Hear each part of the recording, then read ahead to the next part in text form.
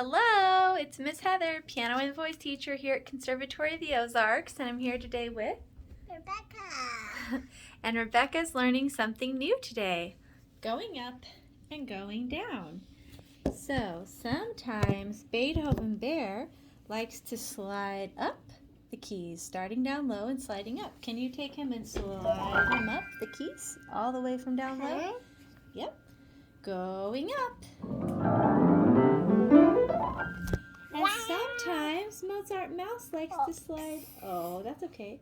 Can you put him back where he belongs? And sometimes Mozart Mouse likes to slide down the keys, starting up high and sliding down low. Going down. Perfect. Now, would you close your eyes and listen and tell me, is this going up or down? Like going up. That's right. Now listen to this one. Going down. Perfect.